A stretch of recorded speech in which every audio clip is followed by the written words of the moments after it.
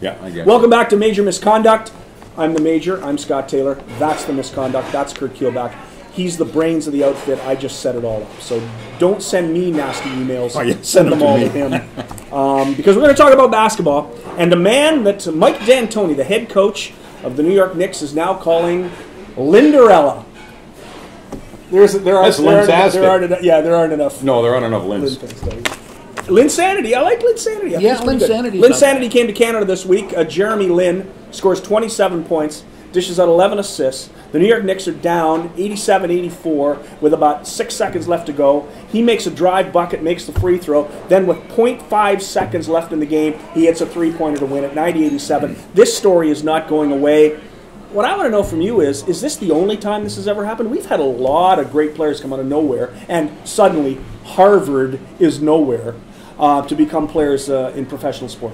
Well, you know, and don't compare him to Tim Tebow. No, I won't compare him to Tim Tebow. It's a totally different thing. But what he has done has just been phenomenal. But it's only 7 games. I think at this point he's only played about 7 games. They've won 7 in a row. Yeah, he was cut by teams previous. I think the Sacramento Kings had the opportunity to have him, and they must be kicking themselves right now. But he's taken New York by storm. Sure. And any time something takes New York by storm, it is good for the entire league, obviously, because that is Operation Central. And how long can he continue? I mean, is it a flash in a pan type thing? But it doesn't look like it, but then it never does. I mean, this guy is. You know why I don't think the reason I don't think it's a flash in the pan is because Carmelo Anthony comes back this weekend.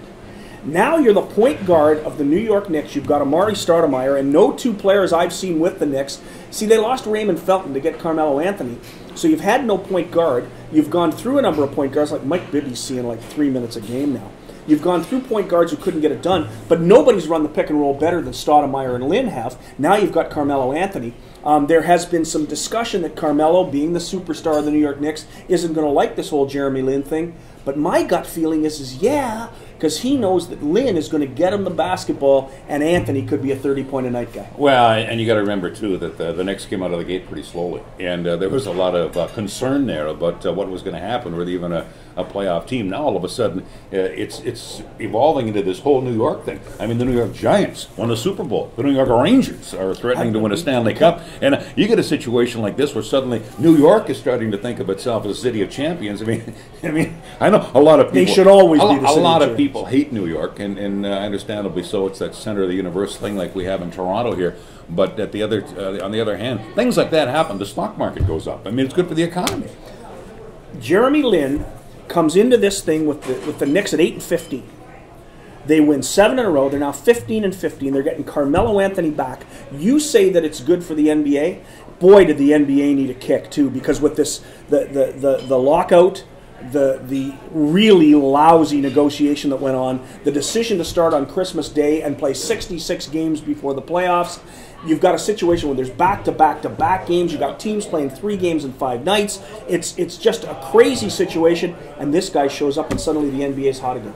Yeah, and it's you talk about the back-to-back-to-back games, and when you're a team like the Boston Celtics, I mean that's tough. It really is tough. Because they're older players. Those guys are longer in the tooth. I mean, Dirk Nowitzki's had a hard time with it too, with the Dallas Mavericks. But then you get a young phenom who comes in, and he's right in Operation Central in New York. And you're right, basketball needed it. It was tremendous timing. Fluke, but tremendous timing. But you've got Dwight Howard in Orlando. Orlando's winning, but he's going to become a free agent. So all the talk is, well, why can't he make a free throw? Isn't that awful? He looks like Shaq. You know what I heard? I thought one of the most ludicrous things I ever heard. I was watching a basketball game the other day, and they said Dwight Howard has trouble making free throws because his hands are so big. Maybe you should am I missing something here? Maybe you should go to the old Rick Barry between his legs, 2-handed. I would think that would be a help, but Shaq O'Neal couldn't make them either. No. I guess his hands were too big. No, I think Shaq's problem was, have you ever looked at Shaq right in the eye? He doesn't see He's got straight. one looking at you and one looking for you. Shaq was a wonderful player, but he couldn't make free throws. A lot of big guys have trouble making free throws. But the fact I was trying to get at... How can you... I can't help but think, if I took my wife and gave her 3 hours in a gymnasium every day for 30 days, that she could make 50% of her free throw. Now, and she never played basketball in her life, as far as I know. I think even I could do it. But here's these guys paid multi-millions of dollars to stand there in one spot, take this free throw. It never changes. There's no wind. There's no sun. There's just the same spot, the same distance, the same hoop in no matter what arena you're talking. How can you miss it? They should all shoot like Steve Nash. He makes 90%. That's the way it should be.